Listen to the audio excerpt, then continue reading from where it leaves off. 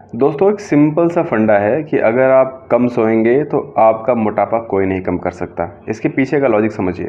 क्योंकि जब हम एक तय समय सीमा से कम सोते हैं तो हमारे शरीर का जो मेटाबॉलिज्म होता है वो स्लो हो जाता है।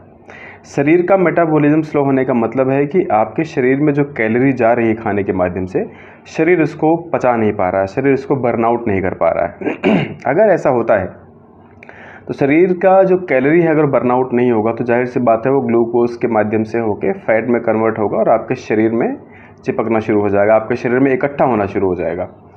और इस सिचुएशन में आपको लगता है कि मैं सोता हूँ या फिर कई बार मेरे सोने का नियम नहीं है या फिर मैं 7-8 घंटे से कम सोता हूँ, तो मेरा इसके आप ये मान के चलिए अगर आप 7-8 घंटे से कम सोते हैं तो चाहे आप दौड़ भाग कर लो, चाहे आप एक्सरसाइज कर लो, चाहे आप जिम ज्वाइन कर लो, आपका जो शरीर है वो इस तरीके से डिज़ाइंड है कि वो आपके शरीर पे फैट इकट्ठा करेगा और आप बिल्कुल चाह कर भी फैट अपना कम नहीं कर पाएंगे। इसलिए कम से कम 7-8 घंटे सोइए। उसके पीछे का एक और कारण बताता हूँ। लेप्टोनिन जब डिस्टर्ब होता है कम सोने की वजह से तो हमारे शरीर में वो मीठा या फिर स्पाइसी चीज़ खाने के लिए ज़्यादा इच्छा पैदा करता है, और जब हमारी इच्छा होती है तो हम मीठा खा लेते हैं, हम स्पाइसी खा लेते हैं। ये एक और प्लस पॉइंट है आपका फैट बढ़ने का।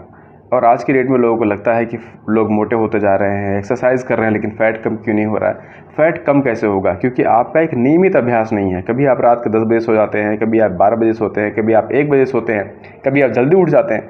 सो अगर ऐसी सारी चीज़ें हैं तो ये मान के चलिए कि आप अपना फ़ैट कम नहीं कर पाएंगे, और शरीर को फिट रखने के लिए आपका फैटी होना बहुत नुकसानदायक है। इससे कई सारी बीमारियां अपने आप पैदा होती हैं।